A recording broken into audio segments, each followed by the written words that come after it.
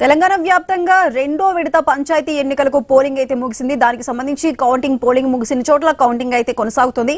అయితే ఓవరాల్ గా ఉమ్మడి ఆదిలాబాద్ జిల్లా వ్యాప్తంగా కూడా కౌంటింగ్ ఏ విధంగా కొనసాగుతుంది, పోలింగ్ శాతం ఎంత వచ్చిందనే విషయాలు వివరించడానికి మా ప్రతినిధి శ్రీనివాస్ లైవ్ లో సిద్ధంగా ఉన్నారు. శ్రీనివాస్, చెప్పండి, ఉమ్మడి ఆదిలాబాద్ వ్యాప్తంగా కూడా పోలింగ్ ఎంత శాతం నమోదైంది? ప్రస్తుతం కౌంటింగ్ కి సంబంధించి ఏర్పాట్లు ఏ విధంగా ఉన్నాయి?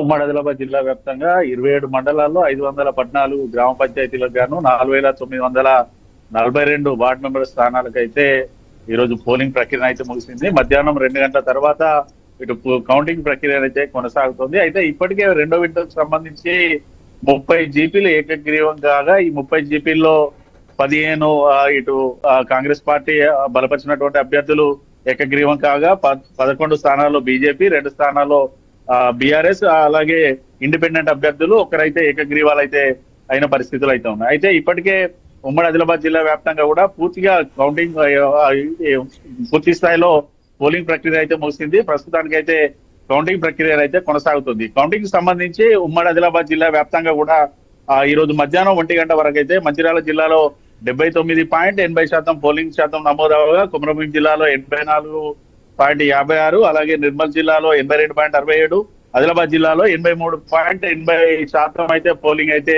నమోదైంది. అయితే మొదటి విడతలో చూసుకుంటే మాత్రం మొదటి విడతలో దానికంటే ఎక్కువ మొత్తంలోనైతే రెండో విడతలో పోలింగ్ అయితే నమోదైంది. ఈ రెండో విడతకు సంబంధించి కూడా ఇటు పట్టణ ప్రాంతాలతో పాటు ఇతర ప్రాంతాల్లో ఉన్నటువంటి ఓటర్లందరినీ కూడా అభ్యర్థులు గ్రామాల్లోకి తీసుకొచ్చారు. వారందరితోటి కూడా ఓట్లు వేయించిన సందర్భాలు అయితే ఇటు తెలంగాణ రాష్ట్ర వ్యాప్తంగా కూడా మనకు కొనసాగుతూనే ఉన్నాయి. అయితే ప్రస్తుతానికి అయితే కౌంటింగ్ కేంద్రాల వద్ద అయితే పోలీసులు అయితే భారీ బందోబస్తు అయితే ఏర్పాటు చేశారు. ఎక్కడ ఎటువంటి అవాంఛనీయ ఘటనలు జరగకుండా పూర్తి స్థాయి చర్యలు అయితే చేపట్టిన పరిస్థితులు అయితే ఉన్నాయి. మొదటి విడత ఫలితాలతో అయితే అధికార కాంగ్రెస్ పార్టీతో పాటు ప్రతిపక్ష బీఆర్ఎస్, బీజేపీ పార్టీలు కూడా తమ అభ్యర్థులను గెలిపించడానికి అయితే పూర్తిగా తమ సాయశక్తులు అయితే ఒడ్డి కూడా ప్రచారాలు అయితే నిర్వహించారు.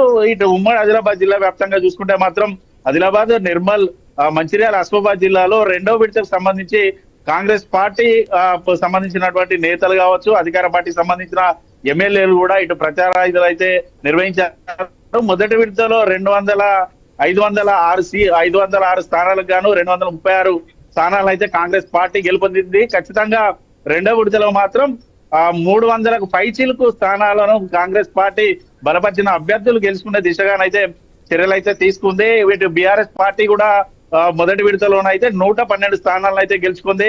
ఇటు బీజేపీ పార్టీకి సంబంధించి 45 స్థానాల్లోనైతే మొదటి విడతలో గెలిచిన పరిస్థితులు అయితే ఉన్నాయి. అయితే పార్టీలతో పాటు ఇండిపెండెంట్ అభ్యర్థులు కూడా మొదటి విడతలో 198 స్థానాలను గెలవడంతో అయితే రెండో విడతలో కూడా ఒకంత ఆసక్తి అయితే నెలకొంది. ఇటు కొమరంభీం జిల్లాకు సంబంధించి బీఆర్ఎస్ పార్టీ తరఫున మాజీ ఎమ్మెల్యే కోనప్ప బలపరిచిన అభ్యర్థితో పాటు ఆర్ఎస్ ప్రవీణ్ బలపరిచినటువంటి అభ్యర్థులు కూడా పోటీలో ఉండడంతో అయితే బీఆర్ఎస్ పార్టీలతో ఇటు కార్యకర్తలు కావచ్చు, నేతలు అయితే కొంత అసహనం కూడా వ్యక్తమైందని చెప్పొచ్చు. ఒకే పార్టీకి సంబంధించిన ఇద్దరు నేతలు తమ అభ్యర్థులు బలపడంతో కొంత ఇబ్బందికర పరిస్థితులు అయితే ఉన్నాయి ప్రస్తుతానికి. Right Srinivas, thank you.